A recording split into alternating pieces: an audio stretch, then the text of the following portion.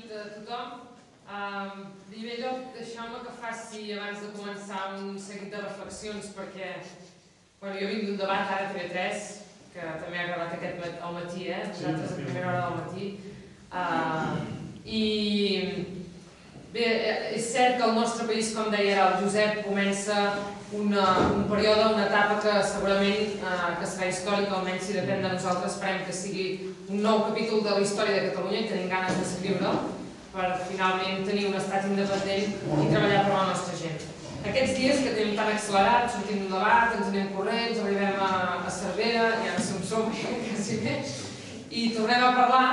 De vegades et preguntes per què ho fas, no, tot això. Encara no he tingut temps de trucar a casa, saber si la meva filleta està bé, no està bé, com ha anat l'escola bressol, i això et porta a reflexionar. Et porta a reflexionar perquè, a més, estàs fent política, que és allò que està molt de moda criticar, però no està gens de moda parlar-ne a favor, tot el contrari, no? I segurament tots vosaltres esteu en la mateixa situació que puc estar-hi jo, el Josep, o la gent més compromesa i al capdavant, perquè és l'hora que és, un dia de cada dia, i estem aquí en un míting polític que és allò que la gran immensa majoria de la gent considera absolutament avorrit, no? I que se sent molt poques vegades a fer. És cert que el moment ara de país està començant a treure la gent, no? I a vegades m'empipo quan sento parlar que el nostre país es pateix desafecció política, no? Això que diuen els tertulians o les tertúlies, no? És que patim una gran desafecció, no és veritat. No és veritat. Quan un país surten 2 milions de persones als carrers de la capital a cridar que volen una solució política als seus problemes, és que encara confien que la política és aquell instrument que els pot ajudar a viure millor. I a més, quan el que reclamen és una solució política molt clara, no? Doncs bé, enmig de totes aquestes reflexions, és cert que de vegades quan et prepares els actes i tot, i abans de l'acte d'inici de campanya pensava, coi, una altra campanya electoral, un altre cop, i en política i tot plegat et preguntes què carai fas en política moltes vegades, no? I pots trobar moltes respostes i molts motius. Però jo aquests dies em va venir una anècdota al cap, molt personal, que us la vull explicar. Mireu, jo un dia d'octubre, recordo l'any però no el dia, del 99, em vaig aixecar, vivia encara a casa dels meus pares.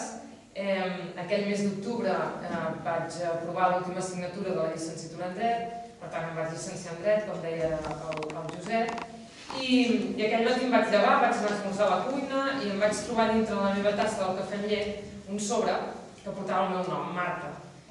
Vaig obrir el sobre, vaig treure un full que hi havia una poesia que m'havien fet els meus pares que portava per títol a la nostra llicenciada. Em vaig acabar de llegir aquella poesia amb molta emoció, em vaig donar compte que segurament, havent pogut estudiar i havent acabat els estudis, havia fet el millor regal de la meva vida als meus pares, perquè ells, per molts motius, no van poder fer una carrera universitària, no van poder estudiar, no? I sempre havien desitjat que les seves filles tinguessin aquesta oportunitat. Havien treballat tota la vida perquè la meva germana i jo poguéssim estudiar, poguéssim tenir un futur, etc. Aquesta anècdota, que aquests dies em retorna, i l'altre dia vaig haver de buscar enmig d'una carpeta, de recuperar la poesia i pensar, no ho has somiat, és veritat, això va passar. És molt simptomàtic segurament del que tots fem aquí, perquè si estem en política és per ajudar la nostra gent.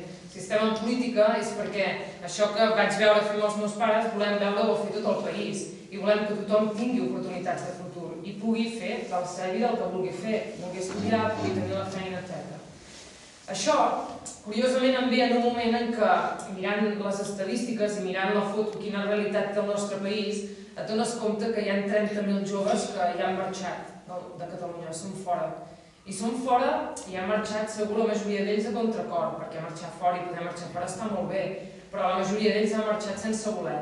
Per què? Perquè aquí no troben cap tipus de feina ni cap tipus d'oportunitat. El nostre país no els en dona. I mireu, l'altre dia vaig rebre un missatge això de les xarxes socials, que està tan de moda.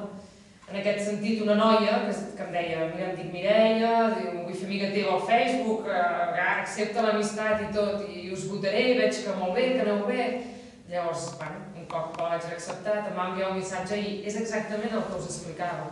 Una noia que està acabant un màster en va dir en energies renovables i eficiència energètica. que fa un any i mig que busca feina de qualsevol cosa, i no troba feina, no troba una feina estable ni tan sols per pagar-se el màster, em deia. Que sort de la seva mare que cobra 600 euros i que l'ajuda.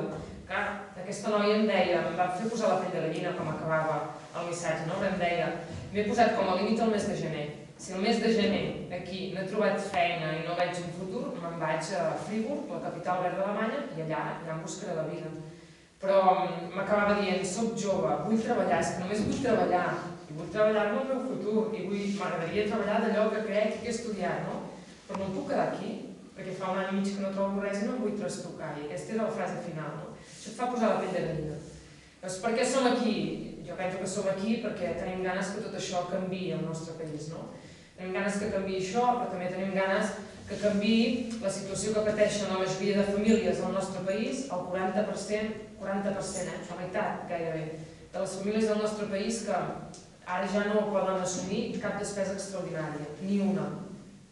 Arriben a final de mes més o menys com poden, però si resulta que aquell mes se'ls espatlla la rentadora, se'ls espatlla el cotxe, o han de portar el seu fill al dentista, no poden.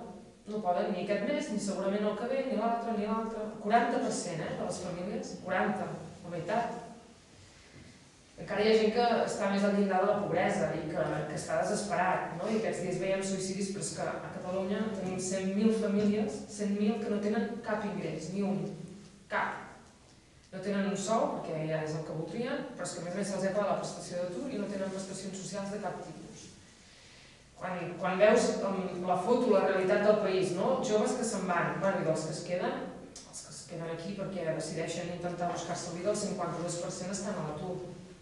I tampoc veuen perspectives de futur i segurament incrementaran aquesta xifra dels 30.000 que han marxat. Quan veus el futur del país i veus com està patint la nostra gent, justifica que avui estiguem aquí, no? Intentant millorar la qualitat de vida i millorar el camí per a la nostra gent. Al costat d'això, d'aquesta situació, d'aquesta fotografia del país que ens posa la pell de gallina, et trobes amb uns governs que prenen unes decisions que no entens ni comparteixes, de cap manera. Però anant del govern espanyol, no? El govern espanyol, doncs, és aquell govern que ha acabat reduint el sou dels funcionaris durant aquests 3 últims anys, de tots els funcionaris, tots els treballadors públics, però els més afectats són els que estem aquí a Catalunya. La reducció del sou dels funcionaris provoca que en 3 anys hagin perdut el 25% de la capacitat adquisitiva. És a dir, que quan van a comprar tenen un 25% menys de capacitat de consum. Per això no arriben a final de mes la majoria de les famílies. Mentre es fa això, el govern espanyol rescata Bankia amb 25.000 milions d'euros. Un banc que el dia que se li depurin responsabilitats veurem com d'irresponsable han estat i quines inversions improductives ha fet. I a sobre, amb els nostres diners, rescatem tot això. Et trobes en un govern espanyol que ha pujat l'IVA en els últims anys un 5%. Davant de construir i invertir en infraestructures, sobretot a l'estat espanyol, aquí no, perquè no inverteix, o sigui, no executa les seves inversions a Catalunya, però a l'estat espanyol sí, i fa TGVs que no porten passatgers i que no tenen cap sentit des d'un punt de vista econòmic. Governs, com el de la Generalitat de Catalunya també, que el que fa és aprovar l'euro per recepta i gravar a tothom qui necessita medicaments indiscriminadament, sigui malalt crònic, sigui pensionista, i a la vegada el que fa és suprimir l'impost de successions per les grans fortunes. L'impost de successions per les grans fortunes, que són aquelles fortunes que, malgrat la crisi, encara a dia d'avui, poden pagar alguna cosa, perquè també tenim estadístiques d'això. I també ens diuen que les grans fortunes sí que tenen més capacitat de consum i poden adquirir més coses que nosaltres, en un 6%. O sigui, la seva capacitat de consum, la seva capacitat adquisitiva ha continuat pujant malgrat la crisi. Però no, en aquests el que fem és treure els seus impostos. Per tant, encara pujarà més la seva capacitat de consum. Totes aquestes polítiques que fan els governs, espanyols sobretot i el català, significa que traslladem la càrrega de la crisi, repartim la crisi sobre els que més la pateixen, les classes mitjanes i les classes treballadores. I per tant disminuïm la seva capacitat del dia a dia, de viure el dia a dia, però també la seva capacitat de treballar-se un futur i unes oportunitats dignes. Això, davant d'aquesta situació, no hi ha sortides polítiques, segons el nostre entendre, que no passin per la construcció d'un estat independent, un estat propi, que gaudeixi de tots els recursos econòmics que tenim i que també tingui totes les competències per fer totes les polítiques que estiguin al nostre abast, perquè, evidentment, si tenim capacitat per fer polítiques econòmiques, laborals, financeres, no farem les que ha fet el govern espanyol, que no hi estem absolutament d'acord. Amb un estat independent posaríem fi a l'espoli fiscal, aquests 16.000 milions d'euros que cada any se'n van i no tornen mai. Amb un estat independent podríem decidir com ajudar la nostra gent. Per això avui segurament tots som aquí una altra vegada. Abans ho deia el Josep, jo crec que aquí tots estem convençuts que hem de posar rumb a la independència. Ara ja som molts més i malauradament la gent hi ha arribat per motius econòmics i ho vam veure el passat 11 de setembre a Barcelona. La majoria social la tenim i nosaltres no fallarem. Nosaltres anem a construir aquest estat independent dins de la Unió Europea. Però esclar, quan dius la paraula independència, alguns et miren, perquè a nivell internacional ens miren i ens comencen a creure, i sobretot, per exemple, un exemple d'ells són els escocesos, que sempre semblava que ja anàvem nosaltres de remolc del procés escocès, no, ara els escocesos estan entusiasmats en Catalunya. Fa un mes ens van convidar al Congrés de l'Scottish National Party, el Partit Nacionalista Escocès, que està tirant endavant el referèndum pel 2014, van anar a participar al Congrés i ens van demanar si podíem parlar i explicar com carai ens ho havíem fet per tenir una majoria social i bueno, que ja podíem convocar el referèndum, no? Perquè ells la majoria social no la tenen tan assegurada. Ells tenen un govern independentista, el que nosaltres no hem tingut encara dia d'avui, no tenen la majoria social, no? I tenen un govern independentista perquè són demòcrates. I allà, per guanyar el govern, van fer un discurs demòcrata del dret a decidir. O sigui, el que volem fer, els escocesos, decidir el nostre futur, democràticament. I sobre aquest fet hi hauria d'estar tothom d'acord. I amb això, amb aquest debat, guanyen el govern. Doncs bé, Escòcia ara, que sembla que ho tenen més bé que nosaltres perquè tenen el govern, ens miren entusiasmats. Deia, vam cridar molt fort independència el dia 11 de setembre i ens van sentir a nivell internacional i això és fantàstic. Ens van sentir els escocesos i ens miren, però esclar, també ens van sentir els de Madrid. I abans el Josep Cosconera ho deia. Clar, quan a Madrid senten independència ja sabem què passa.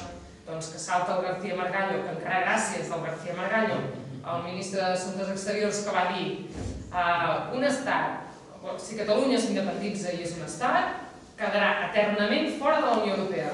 El primer tros el compartim, perquè com a mínim, igual que nosaltres, si Catalunya s'independitza, veu que això és viable i és possible.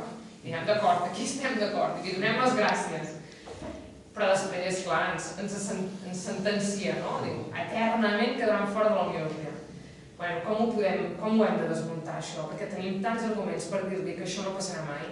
Tants. Tenim arguments de sentit comú, tenim arguments de sentit comú des d'un punt de vista econòmic, tenim arguments jurídics i legals que això no passarà, tenim arguments polítics de tot el sistema institucional de la Unió Europea. Primer, el sentit comú. La Unió Europea es pot permetre una Catalunya, un estat aïllat dins de la Unió Europea, posant, fins i tot estant fora de l'espai Schengen, posant fronteres, és impossible. Econòmicament és absolutament inviable. Sent Catalunya un contribuent net a la Unió Europea i aportem més del que rebrem, sempre. Sent Catalunya un pas d'accés de la via comercial, fins i tot per l'estat espanyol. El 70% del comerç exterior de l'estat espanyol passa per Catalunya. És que ni l'estat espanyol es pot permetre que estiguem fora de la Unió Europea perquè haurà de pagar aranzels i només faltaria això. A Catalunya tenim 4.000 multinacionals, la majoria d'elles europees, algunes també d'espanyoles. Aquestes multinacionals no estan pas patint perquè quedem fora de la Unió Europea, ni perquè ens independitzem.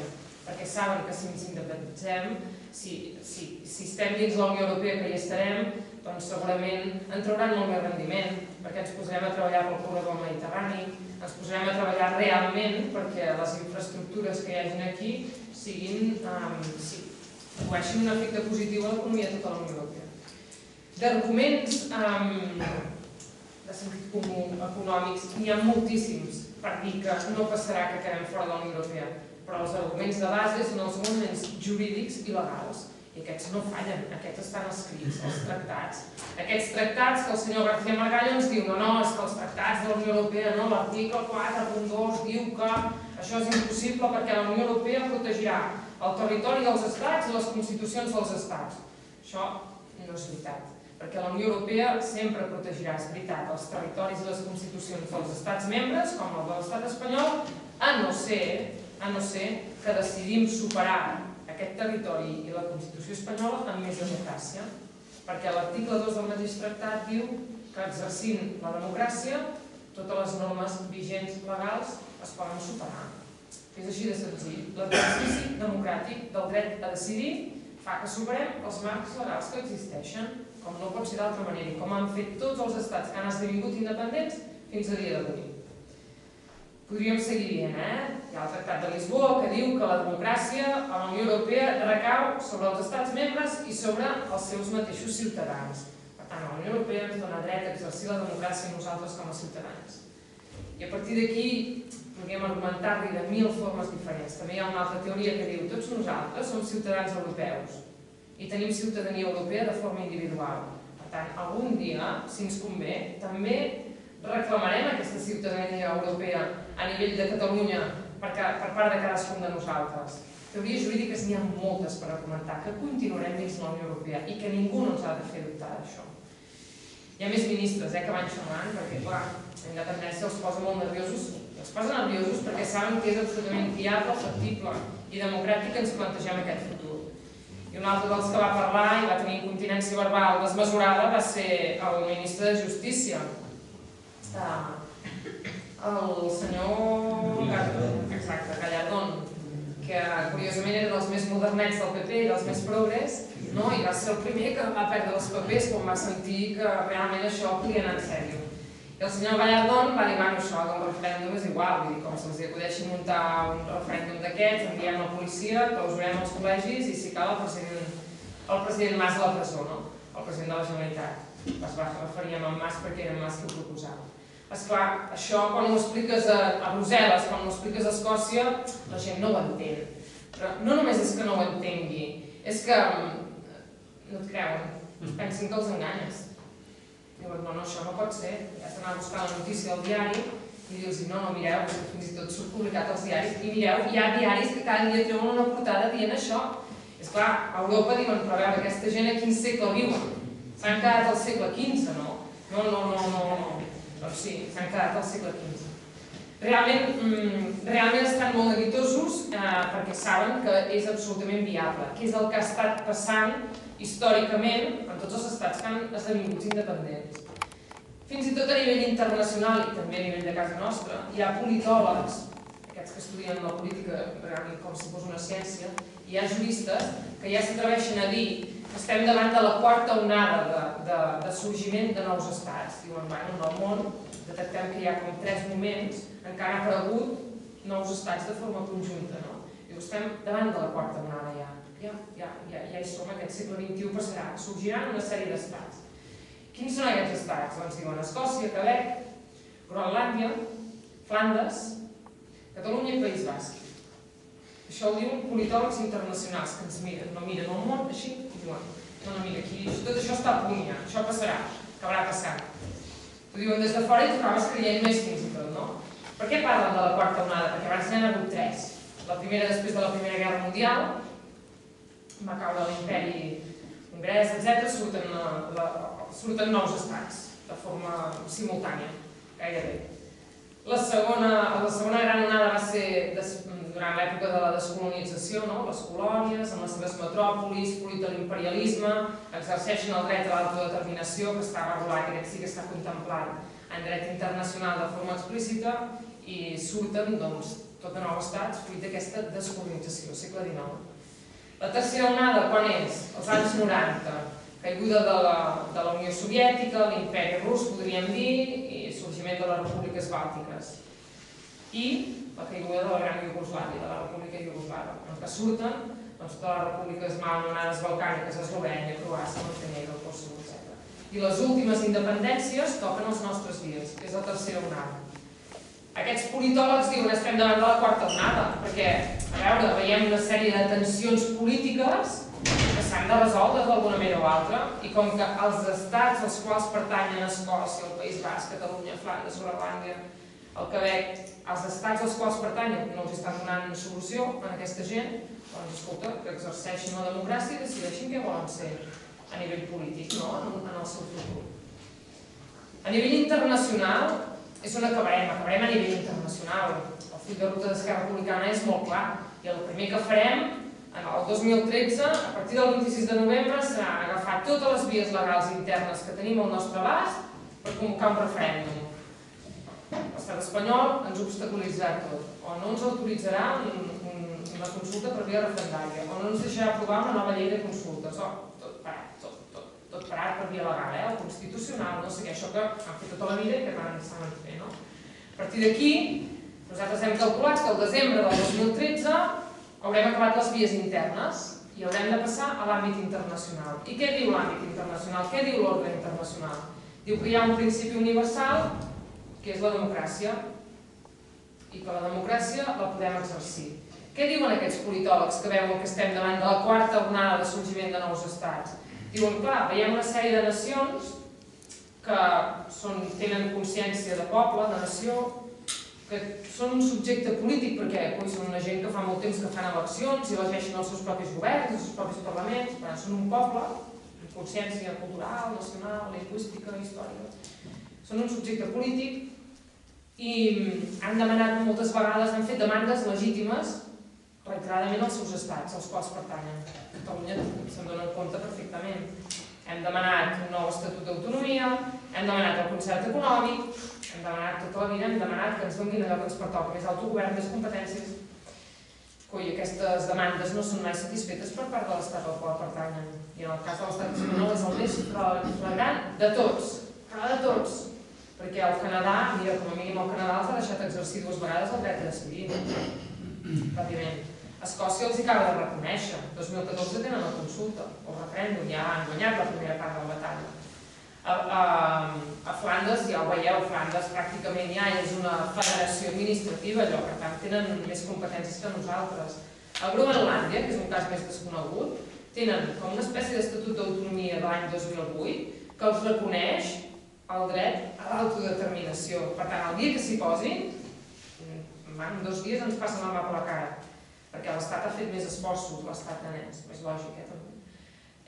Estem parlant d'estats molt democràtics, fixeu-vos. El Canadà, el Regne Unit, entenen què és la democràcia. Aquí encara m'ha passat, sembla que no haguem superat la transició pròpiament, no? Davant d'això, som els que tenim més legitimitat a trobar la solució per via pacífica i democràtica. Per què? Perquè reiteradament el nostre estat, l'estat espanyol, al qual encara pertanyem, ens ha negat totes les demandes legítimes, totes. Fins i tot ens ha negat que siguem nació, que això a pocs llocs passa, perquè els altres tenen un cert reconeixement de nació. Nosaltres, en 2 sentències del Constitucional, totes 2 pràcticament calcades, una pel cas de Catalunya i l'altra pel cas del País Basc, han deixat molt clar que no som nació, que de nació només n'hi ha una, grande i libre. La sentència de l'Estatut, que se'ns el carreguen, que ja, mireu si som prudents els catalans, que ja no ens van ni atrevir a agafar dintre de l'articulat i dir article 1, poble de Catalunya és una nació, punt i prova. No, vam dir posem un preàmbul perquè potser així no ens ho toca, ens ho van retallar, sí, i el Tribunal Constitucional, on perd més pàgines d'aquelles sentències per explicar que no som nació.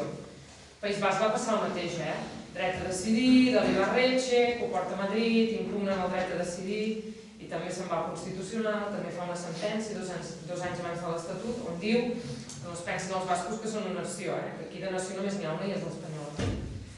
Clar, quan en l'àmbit internacional miren, sí, aquí sortiran nous estats, els que veuen que estem més malparats i que tenim demandes més legítimes i més democràtiques som els catalans i els bascos, precisament per l'estat on pertanyem.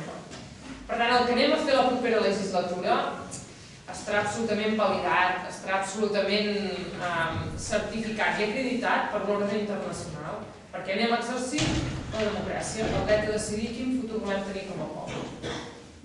Aquests politòlegs que diuen que estem davant de la quarta onada de nous estats, ho diuen perquè veuen que la mateixa situació que es donava als anys 90 amb totes aquestes repúbliques noves que van sortir es dona avui als nostres dies i equiparen les dues situacions. Per això estan tan convençuts científicament que això acabarà passant d'una manera o altra. Acabo amb tota aquesta història. El 22 de juliol del 2010 hi va haver una sentència de la Cort Internacional que l'hem de tenir molt present i no la podem ignorar de cap manera, que és sobre la independència de Kosovo. Malgrat no ens agradi com Kosovo va arribar a la independència perquè va arribar a través d'un conflicte i això no ho compartirem mai, sí que la sentència de la Cort Internacional l'hem de tenir molt present. Què diu aquesta sentència? Diu que una nació es pot independitzar de l'estat al qual pertany exercint democràcia. Diu que una Constitució només es pot superar amb més democràcia. I que és lògic, perquè si una Constitució és democràtica, més democràcia s'hauria de poder superar. Diu que contra el dret a decidir no hi ha cap norma, ni cap costum, ni cap tractat internacional. Ni un. Per tant, diu que hi ha un principi democràtic que és universal. I és el que farem nosaltres, agafar-nos aquest principi democràtic universal, convocar un referèndum o declarar la independència a través dels nostres legítims representants a través del Parlament de Catalunya. Ja està. Farem això. Això ens pot semblar que és un repte monumental, però és molt senzill i és normal, és democràcia, només és això. I ens pot semblar que realment aquest és el repte monumental i que aquesta és la nostra finalitat, però no ens equivoquem. Això en realitat només serà un pas per fer realitat el nostre somni, que és construir un estat. Un estat que fa molt temps que lluitem i enllaço amb el principi perquè sigui un estat en el que les persones siguin lliures, tinguin satisfets els seus drets bàsics, la salut, l'educació. Nosaltres treballarem per això, perquè a ningú li falti de res, perquè puguem viure tots en un estadi d'igualtat d'oportunitats, perquè podem tenir la nació lliure. Però si els homes i les dones del nostre país no són lliures per treballar-se el seu futur, no haurem guanyat res. Aquest nou estat nosaltres el volem construir des de l'esquerra. Des de l'esquerra. I això vol dir que serà un estat amb justícia social. I això vol dir que serà un estat on garantirem que hi càpiga tothom i que tothom hi sigui benvingut, vingui d'on vingui. Això vol dir que serà un estat amb igualtat d'oportunitats i en futur. Això vol dir que serà un estat radicalment democràtic, perquè els ideals republicans també els portem a les venes. I si tenim l'oportunitat de fer un estat nou, el fem amb una política molt diferent. Molt diferent. Republicana. Tornarem al poder de les institucions als ciutadans, perquè ha estat segrestat per les pròpies administracions. La burocràcia ha segrestat la política. Fins i tot els mercats financers han acabat segrestant la política.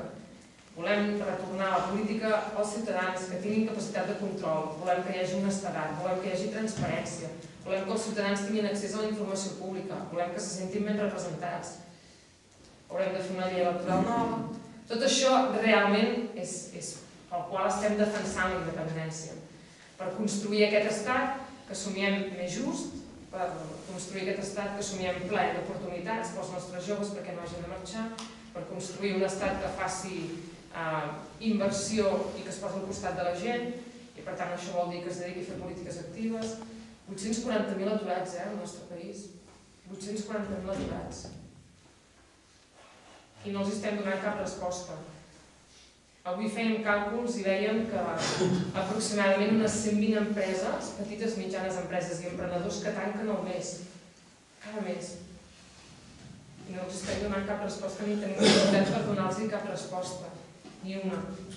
Doncs nosaltres, si treballem per la independència, és per construir un estat que evidentment doni oportunitats a tothom.